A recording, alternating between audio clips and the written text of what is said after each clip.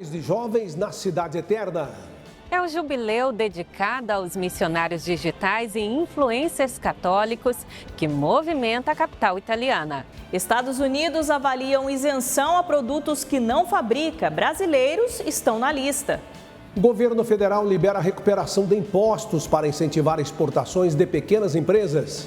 Universidade Federal de Minas Gerais cria projeto inédito sobre inteligência artificial sustentável. Consultas e procedimentos gratuitos para beneficiários. Pacientes do SUS poderão ser atendidos nos planos de saúde a partir de agosto. Diácono Venerável. Canção Nova Notícias exibe 4 reportagens dedicadas a João Luiz Pozobon.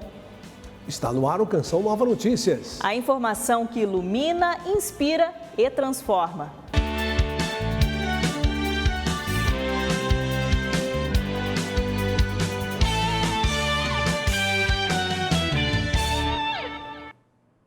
Na intenção de oração para o mês de agosto, o Papa Leão XIV pede que a sociedade saiba evitar conflitos. Para o Santo Padre, é preciso buscar caminhos de diálogo e praticar gestos de fraternidade.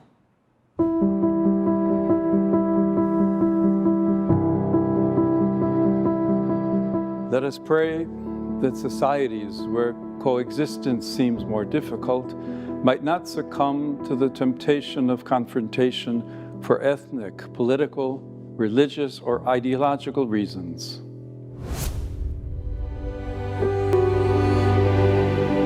Jesus, Lord of our history, faithful companion and living presence, you who never tire of coming to meet us, here we are in need of your peace. We live in times of fear and division.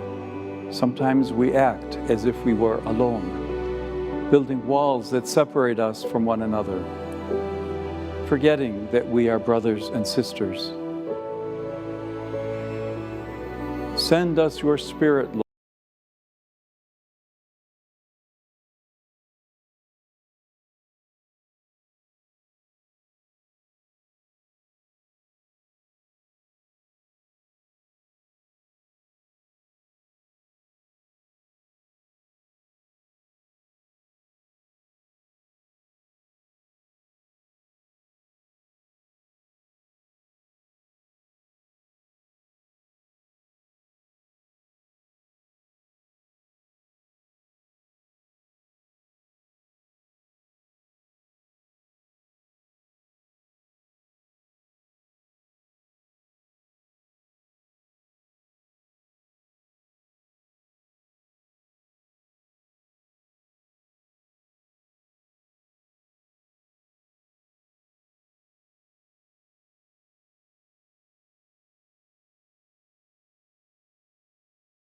Dois dias de programação intensa chegou ao fim nesta terça-feira o jubileu dos missionários digitais e influenciadores católicos.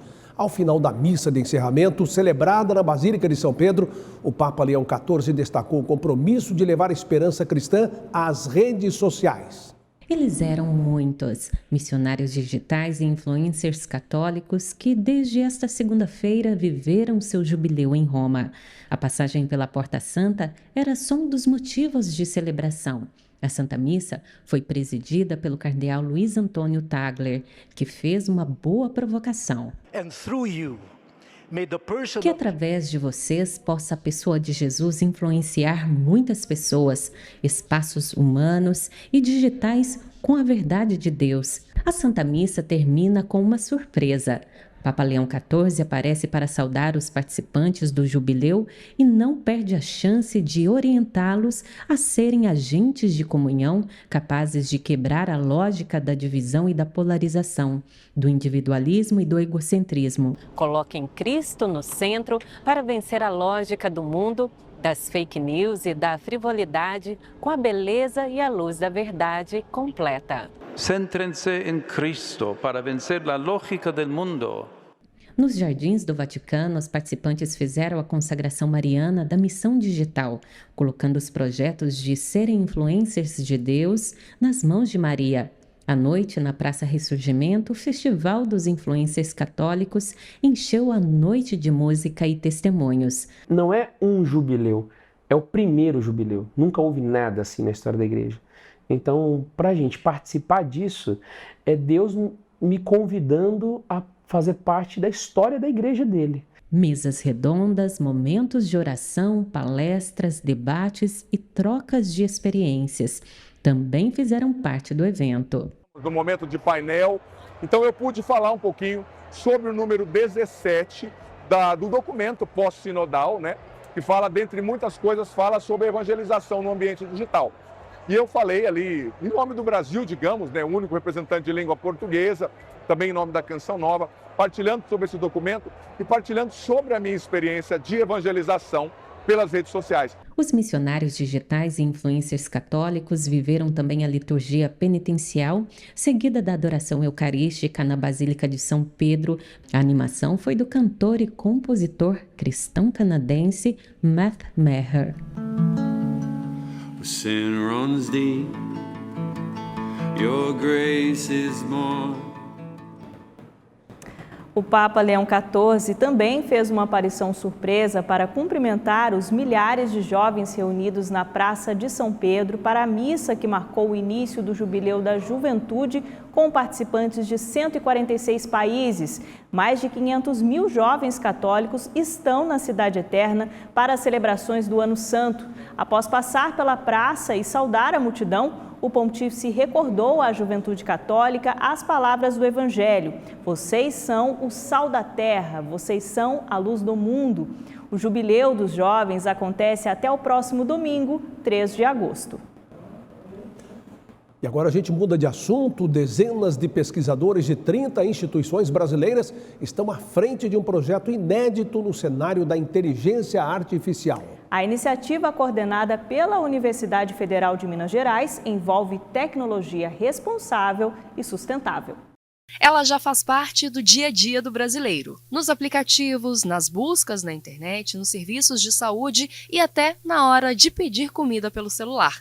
Mas, por trás dessa tecnologia, a maioria dos sistemas ainda é desenvolvida fora do Brasil. Analisando a inteligência artificial de uma maneira geral global já é muito eficiente. Especializando ela e especificando para uma inteligência brasileira, moldada nos costumes, nas necessidades do brasileiro, com certeza seria algo essencial, muito útil. Estou ansioso esperando. Essa espera está próxima de terminar. É que a Universidade Federal de Minas Gerais está formando uma das maiores redes em inteligência artificial, responsável e sustentável do mundo. Mais de 80 pesquisadores de 30 instituições brasileiras, além de parceiros internacionais, estão reunidos neste projeto inédito coordenado pela UFMG.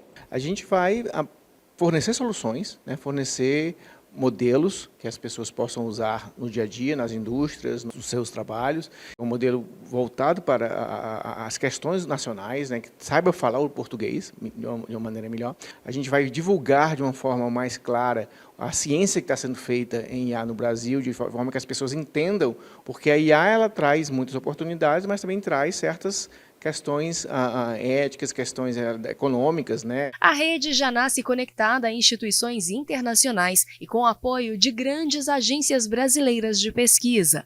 O investimento inicial ultrapassa os 9 milhões de reais. Esses projetos que a gente tem com a Google, com a Ana Health, com outras empresas aqui no nosso departamento, eles trazem para a gente esses recursos necessários para a gente ter um grau de competitividade internacionalmente falando. Com foco em tecnologia de ponta e compromisso com a ética e o bem comum, o projeto é mais um passo para colocar o Brasil no mapa mundial da inteligência artificial responsável. A gente também tem esse foco, de criar uma infraestrutura de IA que seja sustentável, que se preocupe muito com a questão ambiental, e a gente tem que achar o jeito brasileiro de fazer isso, de tal maneira que a gente tem uma preocupação ambiental, uma preocupação ética.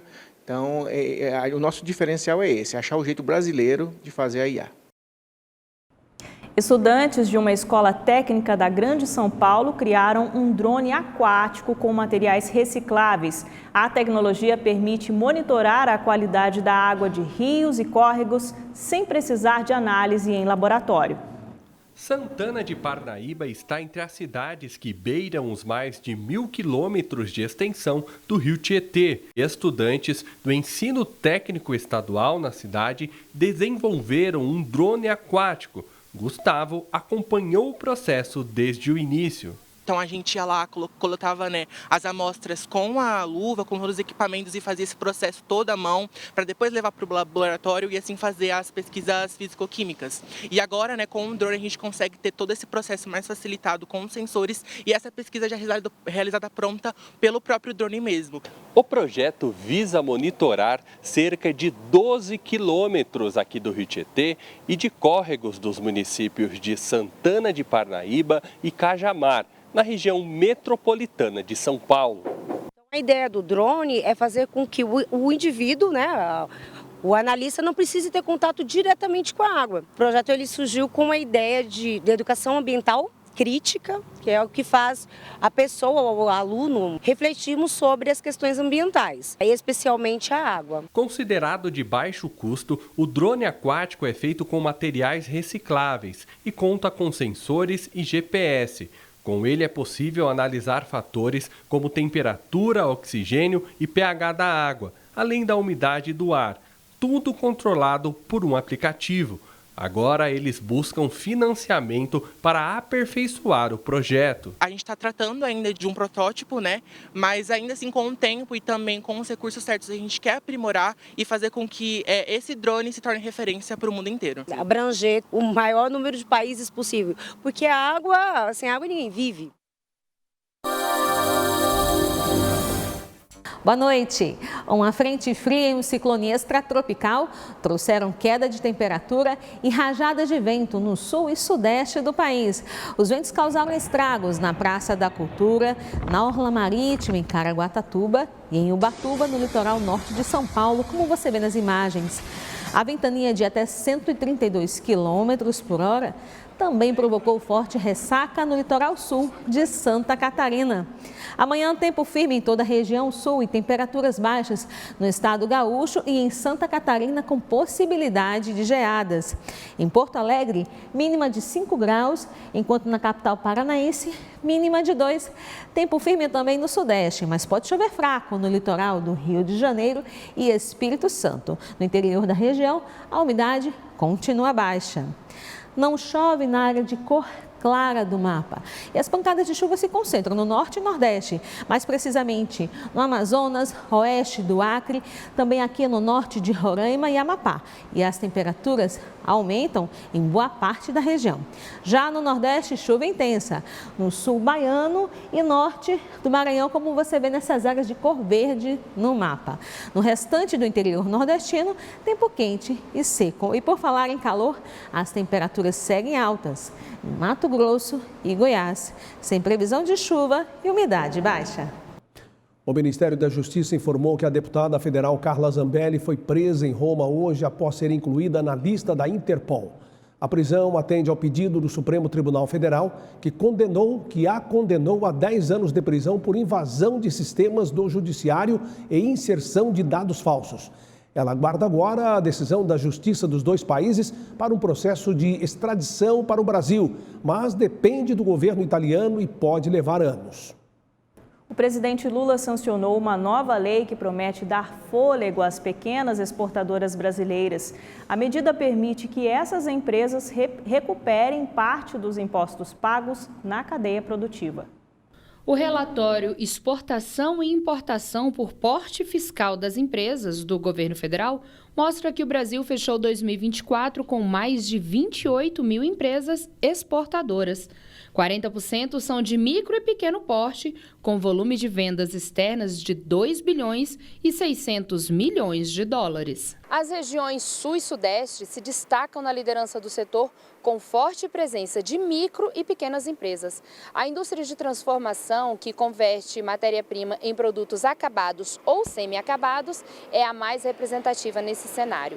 Entre os segmentos mais atuantes estão a produção de alimentos e bebidas, vestuário, móveis, calçados e metalurgia leve.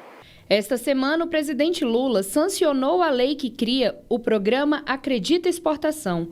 A partir de 1º de agosto, o governo vai restituir a micro e pequenas empresas 3% da receita com vendas externas. Então, esse projeto vai dar um impulso para que as micro e pequenas empresas possam exportar mais, ganhar mercado, ter mais competitividade e poder vender mais lá fora. À medida que as empresas não forem conseguindo exportar, você concorda que o valor nominal que esses 3% vão incidir vai diminuir? Então a tendência é que os 3% fique cada vez menor à medida que o impacto for maior.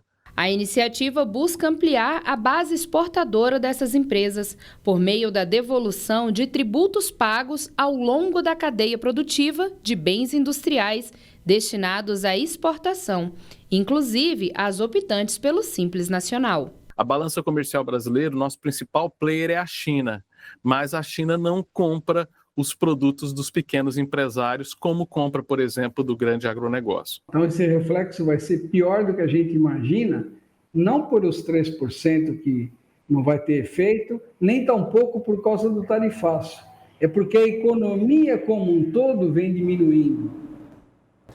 Mesmo com toda a preocupação, o governo dos Estados Unidos, que anunciou hoje que itens não fabricados no país poderão ficar isentos das tarifas de importação. Entre os beneficiados, 2 produtos brasileiros podem receber tarifa zero.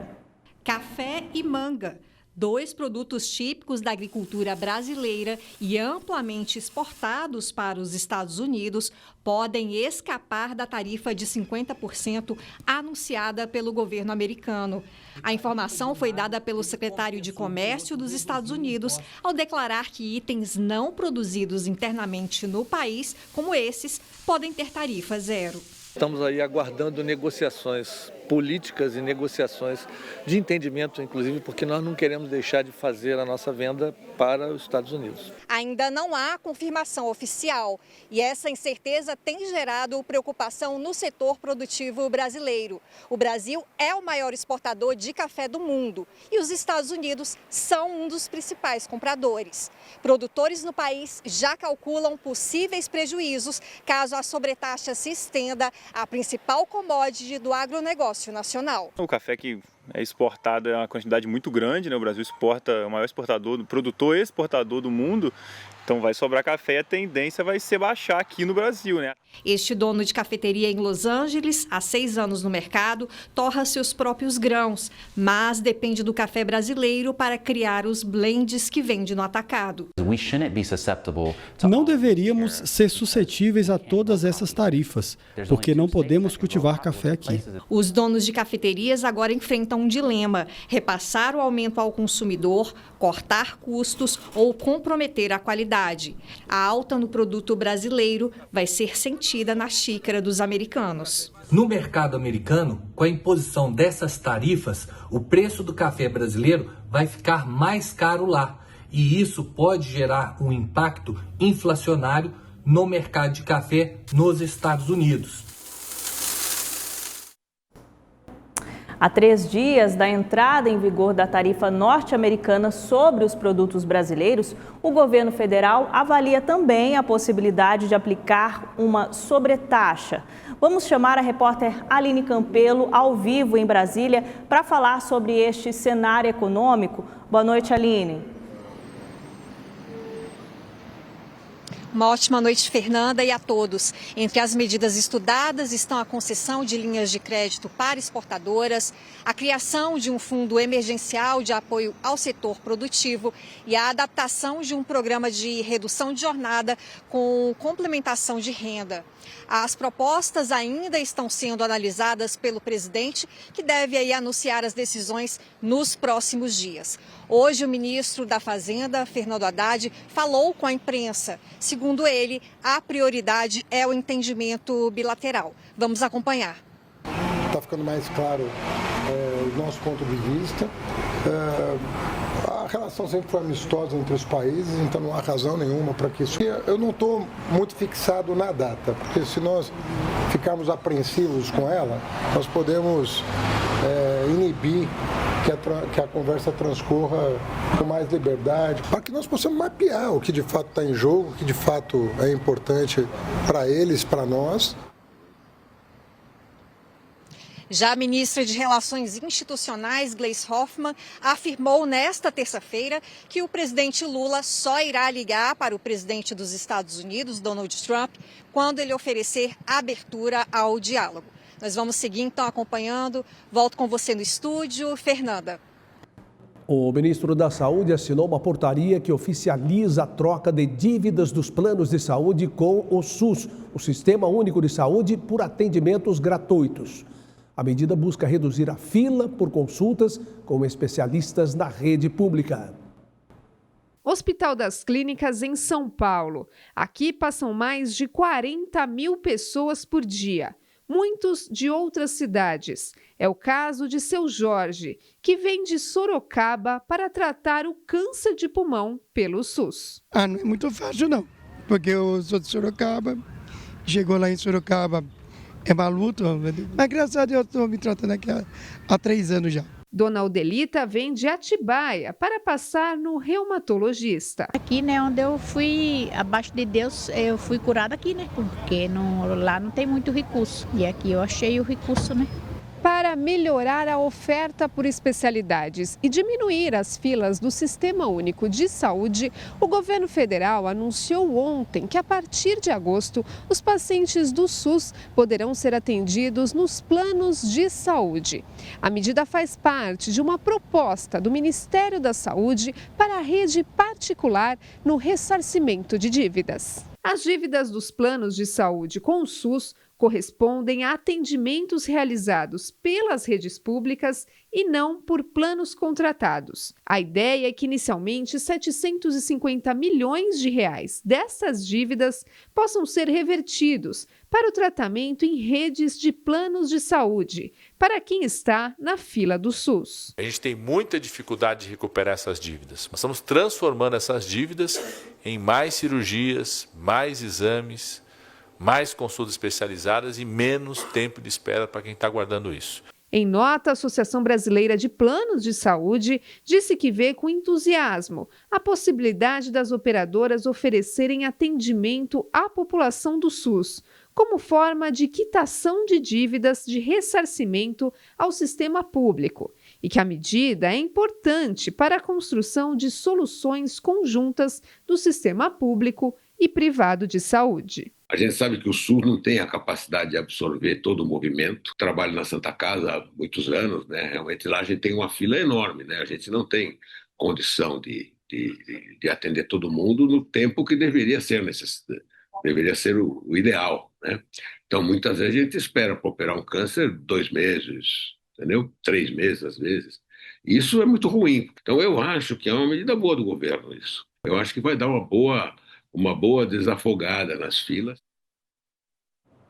Tá na hora de falar de esportes aqui no Canção Nova Notícias. Conheça o fenômeno chinês e o brasileiro que se desafia no mountain bike. Tudo isso no CN Esportes com Alan Toledo.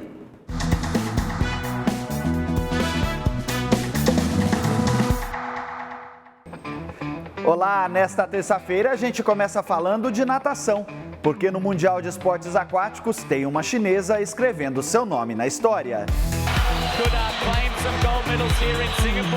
Com apenas 12 anos de idade, Yuzide já chama a atenção no cenário mundial. Apesar do Mundial Aquático estabelecer idade mínima de 14 anos para a competição, os tempos impressionantes de Yu a qualificaram mesmo assim. E ela quase subiu ao pódio logo na estreia. Terminou em 4º lugar nos 200 metros medley individual, ficando a apenas 6 milésimos de segundo do bronze. Ela ainda vai disputar os 400 metros medley e os 200 metros borboleta, provas em que é especialista e as chances de medalha são reais. Pelo Campeonato Brasileiro, hoje tem Fortaleza e Grêmio. E as 8 melhores equipes da Copa do Brasil começam a disputar a etapa final da competição. O Botafogo recebe neste momento o Bragantino no Newton Santos. David Ancelotti busca sua primeira vitória jogando em casa. E o Bragantino vira a chave do momento ruim no Brasileirão. O time vem de 3 derrotas consecutivas. O Fortaleza recebe o Grêmio em jogo adiado da 14ª rodada do Brasileirão. Se vencer, o Leão pode deixar o Z4 do campeonato e afundar ainda mais o Grêmio, que vem de 2 derrotas e 1 empate nas últimas rodadas. E para quem gosta de adrenalina, tem piloto brasileiro no downhill na pista mais desafiadora do planeta. Vamos conferir. Campeão brasileiro em 2024, Roger Vieira voou e enfrentou os obstáculos da temida pista no país de Gales, para ficar na 8ª posição entre os melhores do mundo no Red Bull Hardline. A prova reúne os maiores atletas do mundo na modalidade. Eles enfrentam saltos imensos, obstáculos brutais e quedas desafiadoras, em um percurso que mistura downhill técnico e freeride extremo. O desempenho de Roger Vieira é motivo de orgulho para o esporte brasileiro e inspira uma nova geração de ciclistas a sonhar alto nas pistas mais difíceis do mundo.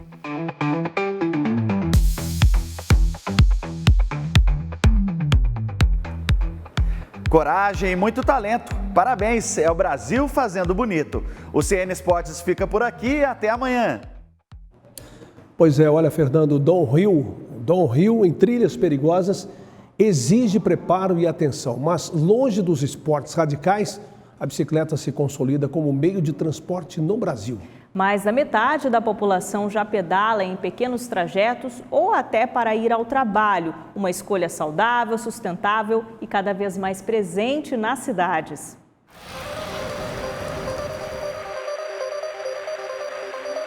Cinco horas da manhã e tem gente a todo vapor pedalando na Orla de Atalaia, em Aracaju. São cerca de 7 quilômetros disponíveis para quem pratica a modalidade. Há mais de 10 anos, essa educadora física presta consultoria na área. A pessoa ela precisa de se exercitar. O corpo foi feito para estar em movimento, ele não foi feito para estar parado. Então a bicicleta, além da gente usá-la para exercitar, a gente tem aquele benefício que alguns usam para trabalhar, para se deslocar. Então o fato de você estar deslocando de bicicleta, você já está se exercitando. De vários modelos, tamanhos, gostos e preços, seja para o ciclismo profissional, passeio ou substituir o automóvel. A bicicleta pode ser uma ótima opção. Comece com o seu material. Se você tem aquela bicicleta de passeio, o pneu está murcho, encha, procure o profissional, deixa ele te direcionar e vai fazer o seu treino. A prática também é recomendada por cardiologistas e outros médicos como exercício completo, que alia o gasto calórico à melhora da circulação. Além disso, em tempos de preocupação com o meio ambiente, ela ainda reduz a emissão de poluentes e ocupa menos espaço nas ruas. Aquelas pessoas que têm dificuldade por causa do quadril, porque tem algum problema de joelho, da coluna, então o ciclismo ajuda bastante, porque ele tem menos impacto articular. E aí, vamos de bike? Aproveita a dica da reportagem e segue o exemplo de muitos que já têm a bicicleta como meio de transporte diário. Tem mais ou menos uns 3 anos que eu optei por usar um pouco mais a bicicleta no dia a dia para me deslocar na cidade. É uma forma de ter uma experiência diferente com a cidade, né? De, enfim, apreciar a paisagem, as pessoas. Tenho um filho de 2 anos e meio. Ele também já gosta do esporte, já tem a bicicletinha dele, a bicicletinha pequenininha. Tem uma outra bicicleta que tem a garupeira, ele se amarra, a gente vem pra orla passear, eu, ele, minha esposa.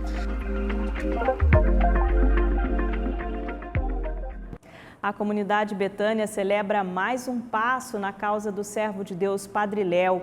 A entrega da documentação da fase diocesana no Vaticano marca o início da etapa romana do processo de beatificação do sacerdote.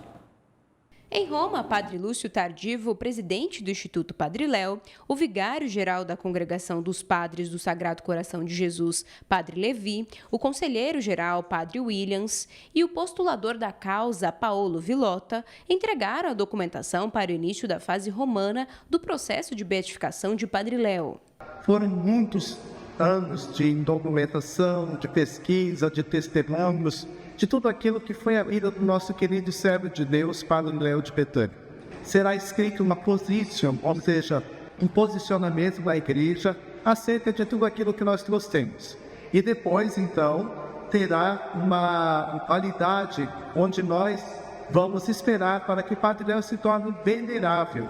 Para Padre Williams, o fundador da comunidade Betânia soube viver o amor e a reparação, características da congregação que pertenceu.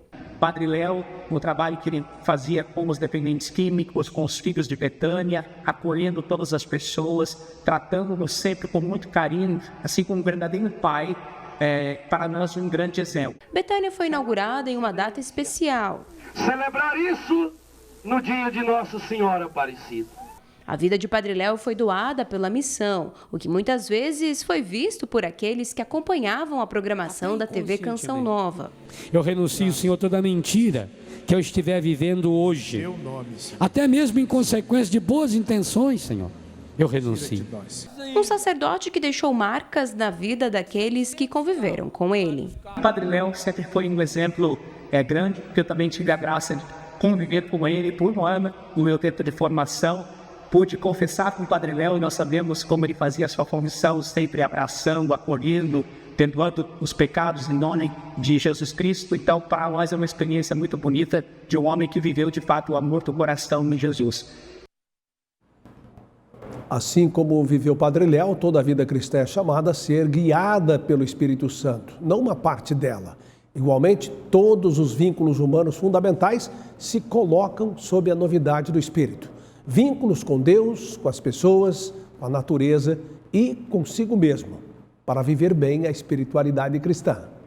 Graças a você, sócio e benfeitor, estamos com 86% na campanha de julho. Seja sócio evangelizador com a Canção Nova. Doe pelo Pix com a chave pix.doação@cançãonova.com e obrigada por seu comprometimento.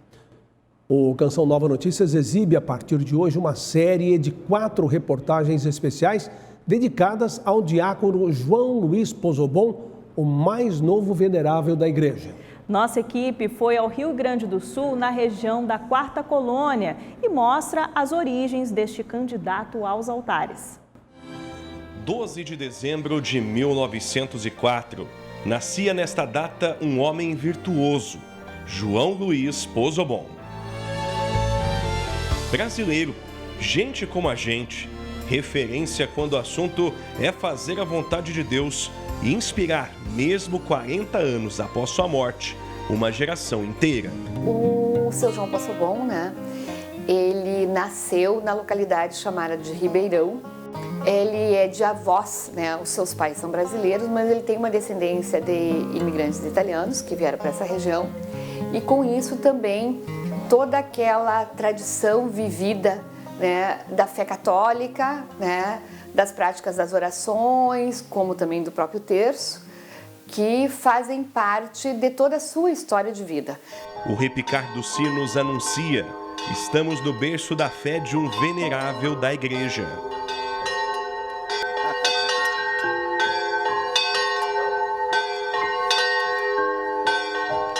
João Pozobon foi batizado, crismado e recebeu a primeira Eucaristia nesta capela dedicada a São Pedro. Além disso, se casou com Teresa, sua primeira esposa, com quem teve 2 filhos, além de ter feito aqui também sua primeira confissão. Lugar especial e significativo, uma vez que nesta capela dedicada ao pescador de homens, foi impulsionado para evangelizar o povo de Deus. Então ele passava o dia inteiro aqui, almoçava ali numa vizinha, o café da tarde era ali na casa da minha mãe e no final do dia ele fazia uma celebração muito bonita. Pia batismal, confessionário, genuflexório. Contemplar cada detalhe presente nesta igreja é perceber que todos nós podemos fazer uma experiência com o sagrado. Do distrito de Ribeirão, seguimos até a casa onde João viveu sua infância e adolescência. À frente da residência, um morro, que também carrega história e significado. E tem algumas das passagens de reflexão dele lá, quando ele era bem jovem, o encontro dele com Deus, dizendo que ele sentia uma saudade muito profunda, E desse encontro, de estar próximo, de fazer alguma coisa, para sempre realizar essa vontade de Deus. Eles falavam o dialeto vêneto, Joãozinho está vindo. Aí a gente já se preparava para o dia seguinte, a gente ia ter uma aula de manhã, e de tarde não teria roça. Por quê? Porque a gente ia passear com o João. Mas naquele dia a gente tinha mais um item na pasta, que eram as pétalas de rosa. O João, ele ia entrar naquela porta, ia trazer a mãe 3 vezes admirável no ombro e a malinha dele, e nós levantávamos para dar as boas-vindas a ele, jogando as pétalas. Todas as crianças jogavam as pétalas no João Poçobon.